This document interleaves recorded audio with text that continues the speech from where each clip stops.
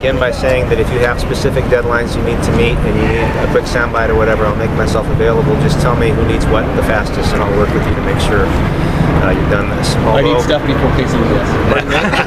Okay, that's right. Yeah, I was with you guys for a while too. So we're starting another season where I'm going to be on the other side of the table from you. But before we do, we're all still friends here for now. So let me help you do your jobs if you need something for a deadline.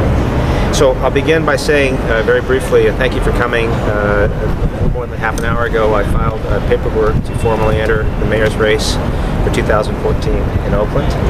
And what I wanted to say today in announcing my candidacy formally for this is that this race, like all races, will traffic in the usual issues that plagued all cities, and Oakland is no exception. And we will be talking about jobs and development. We'll be talking, even though the Oakland mayor doesn't have a formal role, about education in the city. We'll definitely be talking about housing, and we'll be talking about infrastructure. But for today, very briefly, in the comments that I wanted to make, I wanted to be clear that my campaign to be mayor of this city will really focus on the real issue, the dominant issue that is the narrative of this city, which is public safety, or more accurately, the absence of public safety in this city. It is a tragedy that if you ask most people who live in this city today, no matter what part of the city that we're talking about, if they feel safer today, 3 years later, than they did 3 years ago, that most people will tell you that crime has gotten worse, not better, that they don't feel safe. And we've now moved into a situation where nearly everybody in every part of the city will answer that question the same way. What we need in this city going forward, and what I propose to do in this campaign and governing when I become mayor, is to recalibrate a new normal for Oakland. One that moves us away from waking up at 3 o'clock in the morning and thinking it's normal to hear gunshots or sirens. One that moves us away from being fearful of walking down the street after dark and being attacked in any part of the city. One that moves us away from having the worst robbery rate in the Bay Area, if not in the state of California. One that moves us away from having businesses that are damaged during violent demonstrations by police who are understaffed and can't prevent it, or workers in the most vibrant part of our industry, which is the restaurant and bar trade that has been part of the renaissance of the city, who are attacked when they leave work and are walking ATM machines with their cash chips going back to their cars. And this happens repeatedly in the city. And one norm that finds our babies being killed, babies, children, when they have sleepovers in their grandmother's apartment building by some nut who decides it's a good idea to spray indiscriminately an automatic weapons, bullets into a wall, killing a child and wounding a grandmother and other children, or grandmothers who are killed on their porch step, as happened this past December when two cars drove by in East Oakland on International Boulevard shooting at each other, and a stray bullet took the life of that woman. I believe her name was Ramona Foreman. She's not a statistic, she was a human being. And she wasn't in the wrong place at the wrong time. She was at her house. This is the normal in Oakland, and this is what has to change. And I propose to recalibrate that norm. The Oakland that I want to give you after 4 years of my leadership in the mayor's office is quite simply a safe Oakland. Not a safer, incrementally safer Oakland, a safe Oakland.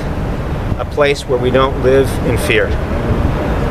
A place where we focus on other issues besides public safety and how much public safety costs. Oakland is, as my good friend Jill Gametti said recently to me, a place that has good bones. It's an old builder's term, and what he meant by that was if you tear a house down to its studs and its foundation and you look at what's there, and you see the beams that look good and the foundation that looks strong, you know that that's a place that you can build upon again. Oakland is that city. Right now, the thing that's affecting this city, violent narrative that is the narrative of our city, is crime. And that has to be, therefore, the priority of the next mayor. Not a budget priority, but the budget priority. I promise you and commit to you in my candidacy and in my mayorship that I will be focused exclusively on ending or significantly reducing, let me put it that way, violent crime in this city and making Oakland a safe place again. Thank you all for being here, and I'll stay and remain for questions if people have them. I'm also surrounded by supporters here. First of all, the Most basic obligation of government and the idea that it should have to compete for attention in the budget with 1,000 other things is crazy. I've written lots of books. My books are in some of the libraries here. I love libraries. But just to be really clear about this, no one's going to go to a library if they're afraid to cross the street for fear of being shot. I love the parks. I run around the lake all the time. But nobody's going to go to that lake if they're worried about being mugged or having their car broken into while they're enjoying the park. Right? It starts with safety. Safety first. So funding, yeah, and in terms of the funding, so I think you actually, my follow-up question was going to be on funding. I think you partially addressed that, but just to clarify, you said a parcel tax would be part of your overall This plan is one to of the, increase you're going to have several tools in the toolbox, but that'll be one of the things I'll look at. And I'm not afraid to look at the general fund. And in reference to Mayor Kwan, if I heard right, you said you respect her. I do. Then, but why are you running against her? Well, this is not personal with Jean, and I think she works very hard, but I think what's required in this situation is arresting what is basically a city in a free fall at this point. And while I respect her, I think she's worked very hard. I think the results with respect to public safety have not been adequate. And I think if you look at her approval ratings and what most people think is the most important issue in the city, which is public safety, you'd find that I'm not alone in that view. So, no disrespect to her. I have respect for her ethic and for her work. But we are now 3 years into this, and as we move into the 4th year, it's time for a change. And it's time for someone who puts a focus on this and says, we don't just work hard on crime, we work smart on crime. We don't work tough on crime, we get smart on crime. That's what I propose to make that will be different. Hey Joe, last time we did a big interview, we talked about the Warriors. So Yes. the city is much more than public safety. Of course. What about our sports teams? What about them? What do you want to know? What are you going to do to retain them? Well, look, I don't want to see any of the teams leave. One of the things I love about Oakland, and by the way, former Raider ticket holder before they moved to Los Angeles, one of the things I love about this city is that you have knowledgeable fans who are here. So, for example, with the Warriors, you have smart basketball fans who know kind of clap for the other team when they've done something good, as well as they appreciate the work ethic of our own. I think we have the same kinds of baseball fans here as well. I don't know that a lot of Oakland residents, not as many as used to when I was a ticket holder at 10 Raiders games, there are a lot of people who come from out of town for that as well, but I think you find that that's a pretty interesting crew as well. And I think that they're all tied to and I think vital to the economic vibrance of the city. But I want to be really clear about this. Professional sports is a business. For ownership, they make money off the Coliseum and the individual games, but the owners make more of their money from participation in lucrative television contracts and also from merchandising.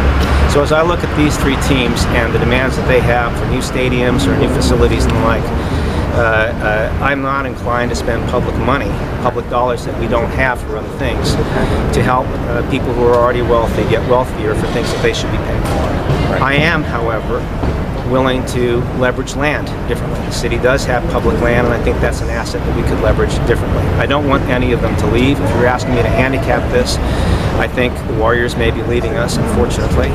I think the Oakland A's can stay if we create the right environment for them.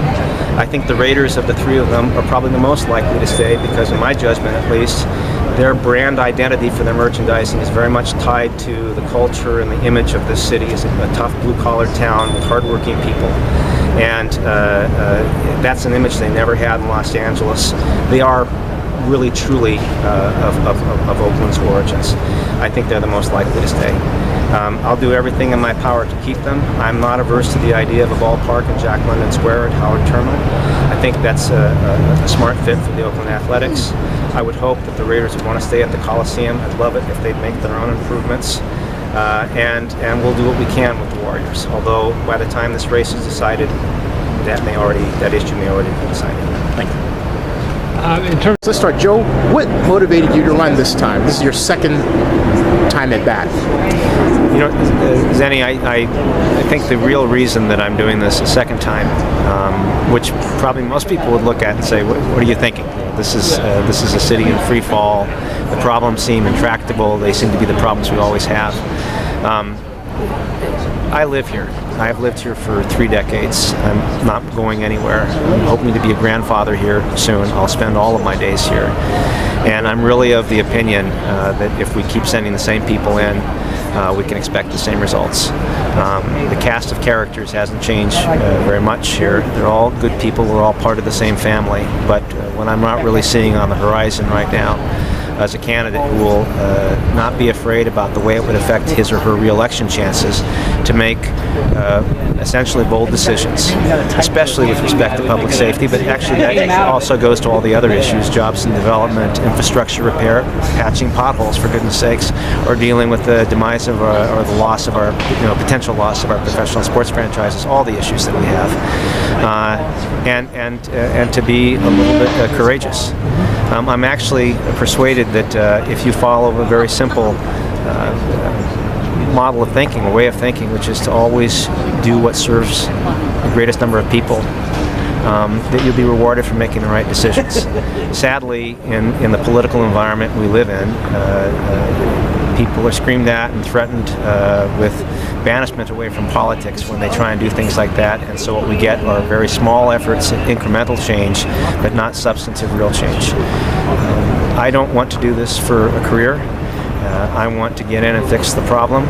I'm not naive about the fact that I can't do this alone. I'm going to need the cooperation of the City Council, but I have relationships with most or all of those people. I have, after many months of consulting now and many years of researching the specific issues, a very clear sense of what the priorities are and the solutions that you need to carry these forward. I don't know that I'll forever call myself a wonk, but I am somebody who believes in getting the details right and managing to the expectations and the outcomes that we want. What do you say to Oaklanders who want to know more about Joe Tuman? Who's Joe Tuman?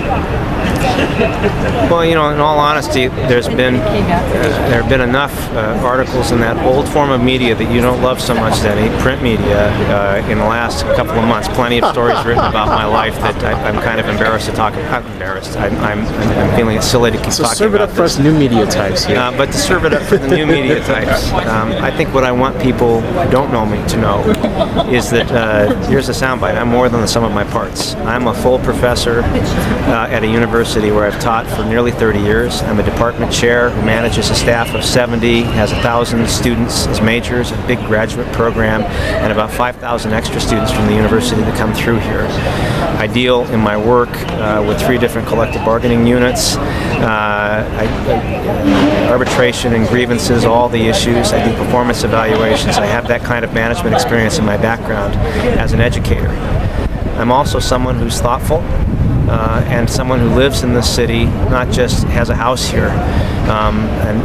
For the last several years in particular, I've been involved in a variety of nonprofits which are really about making the city a better place. And they aren't just focused on public safety. We're also focused on transparency in government, fiscal responsibility, trying to make sure that we reform and can get our house in order with respect to our pension obligations for our labor partners so that they'll have a retirement waiting for them that is something we can all pay for and something that they deserve since they've been contractually obligated to it. I'm someone who's been involved with education in the city and someone who's also extremely interested in and passionate about the arts and the new food scene we have here. I love Oakland. I guess that's really what I want you to know about this. And it's the reason that I'm willing to run back into a burning building a second time, which is almost what this feels like. But sometimes you have to do that because even if it's not rational, it's the right thing to do. And what Oakland needs right now is someone who will not just run for office, but have a plan for governing when he or she gets there. And that's me. How much of your decision was motivated by your son being attacked when he was trying to help a person outside of Florida? Well, I think... Hold on a second. Let me stop this. What happened to my son, Nate, was very upsetting to me at the time, and of course, both upsetting and embarrassing for him. He didn't want the attention that came from that. that kind of violence didn't have to be visited on my family for me to have already appreciated that everybody else was suffering that. All that happened that night was that my family joined a larger fraternity of people who have suffered violence. And in his particular case, 4 individuals beating him. The doctor said if they kept going, he could have killed them for a purse. That shows, I think, in a very simple example, how little value there is in some elements of the city for human life. That a purse or a cell phone would be worth doing that to somebody shows you how far from normal we've gone to behavior which is clearly abnormal and absolutely not to be tolerated. But there are people who suffered worse fates in this city, much worse fates than my son, and I empathize with all of those people.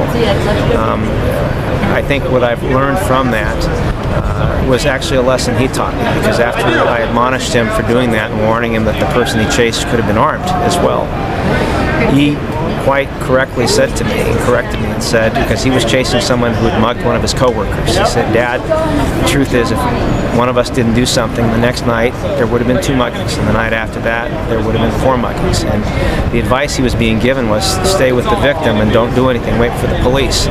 But he said correctly, somebody's got to do something. You've got to take a stand at some point. And that's not a call for vigilantism, but for me, symbolically, politically, it is a call to stand up and be counted and say, we can put safety first. We should make this city a safe city. It doesn't make you unappreciative of all the other needs that we have in this city to say that safety comes first. And I think that's what I learned from what happened tonight. Got a website? We do. And the URL for it is Todd.